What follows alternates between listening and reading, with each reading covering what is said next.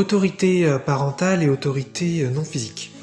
Je me faisais une petite réflexion, en fait, sur l'autorité personnelle et le rapport entre donc, le premier niveau sur l'autorité que l'on rencontre dans cette incarnation, qui est donc les parents, en principe, et puis peut-être le dernier niveau d'autorité extérieure, en tout cas selon bien sûr mes critères, ce serait donc les êtres non physiques. Et en fin de compte, j'étais en train de me rendre compte, pour faire des répétitions de compte, que je suis en train de dépasser ou paralléliser certains êtres non physiques. Et donc je m'explique là-dessus. C'est en 2015 que j'ai commencé personnellement à m'intéresser à la spiritualité, et c'est là où j'ai vraiment commencé à découvrir en fait des canalisations d'êtres non physiques, qui donc avaient une conscience extrêmement développée et qui allaient très très loin sur beaucoup de sujets. Et en fait, c'est pas tout à fait vrai ce que je dis, parce que le premier livre que j'ai lu, qui parlait donc de la loi d'attraction, et c'était donc Esther X qui canalisait un groupe de conscience qui s'appelle Abraham. Et donc ça c'était en 2008. Mais effectivement à ce moment-là je me rendais pas compte de ce que c'était que la canalisation, j'étais pas très conscient de tout ça, et c'est finalement donc en 2015 où là j'ai commencé à relire Abraham, et puis à lire d'ailleurs plein d'autres bouquins, comme 7 de Jane Roberts, et puis Conversation avec Dieu de Neale Donald Walsch. C'était pour moi les 3 bouquins de base, j'en ai parlé plein de fois. Et donc voilà, c'était des bouquins qui m'ont transformé, qui m'ont énormément apporté. Je ressentais dedans une conscience absolument énorme, quelque chose de magnifique qui me touchait et qui faisait vibrer une corde, parce qu'évidemment on n'est pas tous pareils, donc on n'a pas les mêmes cordes. Et en fait, ensuite voilà, je suis passé par, mais bien plus tard, je suis passé peut-être en 2021, un truc comme ça, peut-être 2020, je sais plus, donc bien plus tard par rapport à 2015, j'ai vraiment pété un peu un plomb et j'ai vraiment remis en question énormément de choses sur la spiritualité. J'ai beaucoup de choses que je trouvais qui n'allaient pas du tout. Et là, en fait, je me rendais compte que j'avais mis sur un piédestal les êtres non physiques, de la même façon qu'un enfant met sur un piédestal ses parents. Et en fin de compte, c'est super intéressant, je trouve, parce que le parallèle est parfait, c'est exactement la même chose. C'est-à-dire que quand on est petit, nos parents, dans la mesure où ils ne sont pas maltraitants officiellement, c'est-à-dire ils ne nous battent pas, ils ne nous font pas des actes, je dirais, concrets et vraiment visibles, mais donc ils aient un comportement dit normalisé, eh bien, on a tendance à penser qu'ils sont parfaits, et qu'ils nous veulent que du bien, et qu'ils disent toujours la vérité, et qu'ils sont excellents en tout, voilà, une sorte un petit peu de méga projection de génialissimo à tous les niveaux. Et voilà, je vais pas forcément aller dans les raisons de ça, probablement que ça apporte une sursécurité interne, parce qu'en fait, bizarrement, à l'incarnation, on a perdu ce qui était à l'intérieur de nous, et donc on a besoin d'un truc extérieur qui nous fait du bien, plutôt que notre intérieur. Mais bref. Et effectivement, ensuite, donc on grandit, on arrive à l'adolescence, et puis on se peut-être que on se rend compte qu'il y a des trucs finalement qui sont pas si fous que ça chez nos parents. Ça va dépendre bien sûr des familles, et puis voilà, ça peut être des sujets ou d'autres, évidemment. Et puis plus ensuite on sort de l'adolescence, et puis je pense que on a commencé vraiment à faire le tour de là où effectivement nos parents sont bons, gèrent vraiment bien évidemment, et puis d'autres sujets où ce sont vraiment des billes, et puis voilà. Puis on fait la paix avec ça, et puis c'est ok, et puis ensuite voilà. Pour ceux que ça intéresse, on peut travailler sur soi, ou tout simplement traverser des choses intérieures, et puis la plupart des gens ne sont pas tellement intéressés par ça, même si aujourd'hui effectivement le développement personnel s'est beaucoup développé, mais ce que je veux dire c'est que plus on remonte dans les générations, et moins les gens a priori traversaient des choses à l'intérieur, travaillaient sur eux. Donc ça explique aussi pourquoi les parents du passé, j'ai envie de dire ça comme ça, sont moins développés, et donc forcément avec plus de défauts non polis. On va dire ça comme ça. Mais voilà, ce que je veux dire, c'est qu'à un moment donné, finalement, on sort de ce piédestal, mais on sort de ce piédestal avec peut-être une haine transitoire ou un ressentiment transitoire, où on se dit oh là là, mais c'est dégueulasse, comment mes parents ils ont pu faire ça, ils auraient dû faire ci, ils auraient dû faire ça, c'est inimaginable. Et en fait c'est ça, on les a tellement idéalisés que derrière se rendre compte que non pas ils sont nuls, mais ils sont juste moins bien qu'on ne le pensait, voire peut-être même beaucoup moins bien, eh bien ça fait un différentiel qui est beaucoup trop important, et on prend méga cher. Donc ça peut faire effectivement donc un ressentiment transitoire, et puis ensuite, voilà, si on peut traverser ce truc jusqu'au bout, et qu'on peut faire la paix, ce qui n'est pas dit pour tout le monde, hein, ça va dépendre soit d'une certaine structure interne, soit de certaines thérapies, soit de techniques personnelles, ben voilà, on peut enfin être en paix avec eux, et puis bah ça peut très très bien se passer, c'est juste que la relation maintenant est différente. Et en fin de compte, moi, ce que j'ai fait avec les êtres non physiques, c'est exactement la même chose. J'ai découvert donc vraiment donc en 2015, comme je disais au début, c'est voilà donc des consciences absolument énormes. Alors bien sûr aussi énormes pour mes critères, hein. Il y a plein de gens qui lisaient d'autres trucs et puis s'intéressaient à d'autres choses. Mais pour moi, il y avait vraiment, je dirais, un décalage énorme entre peut-être tout ce que j'avais appris à côté, je sais pas, à l'école, dans ma famille, puis avec mes amis, et puis ce que je lisais dans ces bouquins. Je me disais, putain, mais il y a une différence dingue. Et il y a une profondeur, il y a une conscience, il y a une compréhension, il y a une bonté, il y a une intelligence. Waouh, mais c'est un truc de ouf. Et à chaque page, j'étais comme un dingue sur ces livres. Et je me suis fait donc accompagner comme ça pendant des années, hein, et pas qu'avec des bouquins. Jusque-là, je donne un exemple sur les livres. Et puis donc, j'avais plein de trucs qui clochaient dans le fond, qui me dérangeaient un petit peu, donc j'ai craqué peut-être 5-6 ans plus tard, et puis donc j'ai remis en question, voilà, donc plein de choses. Donc avec, pareil, cette haine transitoire, ce ressentiment transitoire de « mais c'est pas normal, comment est-ce qu'ils peuvent dire ça, c'est pas possible », enfin c'est vraiment marrant parce que c'est exactement la même chose.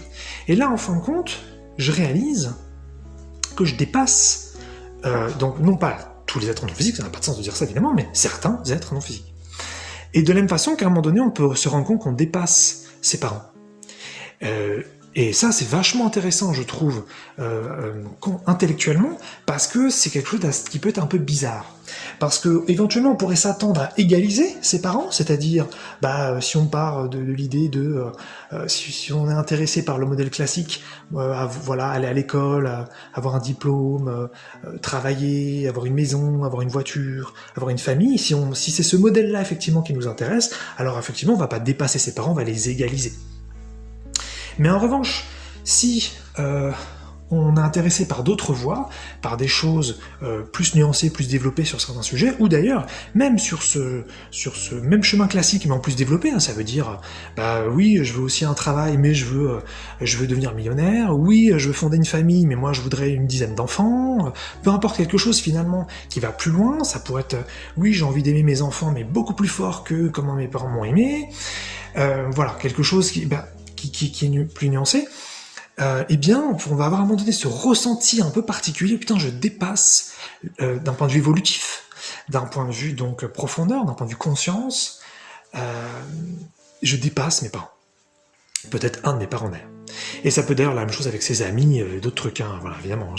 C'est juste que je trouve ça intéressant de prendre quelqu'un qu'on avait mis sur un piédestal, qui avait un niveau de conscience, peut-être un niveau de responsabilité, un niveau de compréhension, un niveau d'intelligence qui était beaucoup plus développé que le nôtre, et puis ensuite on arrive à un niveau où, bien plus tard, évidemment, on se dit, putain, mais en fait je suis passé au-dessus, quoi. Et ça me fait ça, moi, avec les êtres non physiques. Donc, encore une fois, certains, évidemment, hein, sinon ça n'a pas de sens, puisqu'il y en a une infinité, donc c'est comme de dire, c'est comme dépasser tous les humains, ça n'a pas de sens.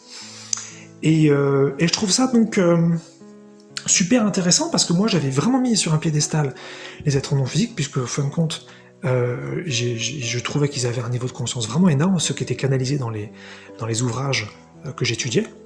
Et en fin de compte, voilà, c'est comme tous les êtres, hein, ils ont un niveau de conscience à eux, ils ont donc leurs propres limitations, mais surtout, et ça c'est quelque chose finalement que j'ai pas trouvé, que j'ai pas vu partout, mais que j'ai vu quasiment partout, c'est que la plupart des êtres arrêtent d'évoluer à un moment donné, ou bien évoluent très très très très lentement. Et ça, voilà. Ça, c'est vraiment quelque chose où moi je fonctionne très différemment, parce que je vais très très vite, et je passe les niveaux très très vite, et j'absorbe les expériences très vite. Pas sur tous les sujets en revanche, seulement sur les sujets qui m'intéressent bien sûr. Et donc en fait, il y avait toujours ce truc qui restait peut-être à l'intérieur où je me disais, le moment venu, quand je vais récupérer complètement ce que je suis, quand je vais récupérer complètement mes perceptions, je vais me venger, c'est-à-dire je vais conscientiser et vraiment percevoir ces êtres, ce qu'ils font, et tous les mensonges qu'ils nous ont racontés spirituellement, toutes les manipulations qui ont eu lieu à plein de niveaux, parce que je trouvais qu'il y avait des conséquences terribles, en fin de compte, à ce qu'ils ont raconté sur certains sujets, et donc je voudrais vraiment les stopper, ou les arrêter, ou voilà, me venger dans un sens simple, hein, pas forcément dans un sens terrible. Et là, en fait, j'ai réalisé, mais non, en fait, c'est juste que c'est des êtres qui sont sous-évolués. Bien sûr, par rapport à un référentiel, parce que sinon ça n'a pas de sens. Et ça, c'est quelque chose, en fait, qui est rigolo, parce que c'est le même ressenti vis-à-vis des parents.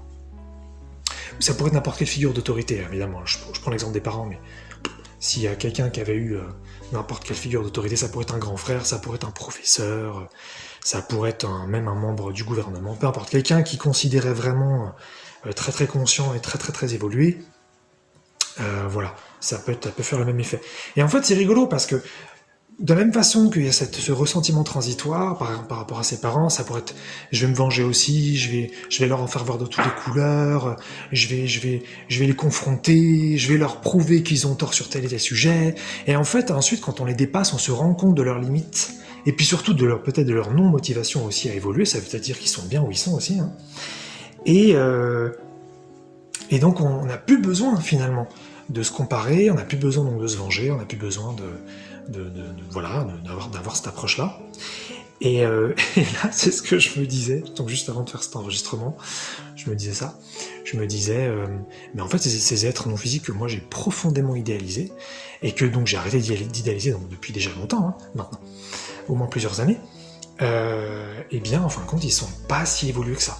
Ils étaient très évolués pour qui j'étais, effectivement, il y a une dizaine d'années, ça c'est vrai, mais aujourd'hui, ils sont carrément sous-évolués par rapport à qui je suis devenu, parce que je vais beaucoup plus loin qu'eux intellectuellement, conceptuellement, dans mes ambitions, et en fin de compte, je dépasse des êtres non physiques.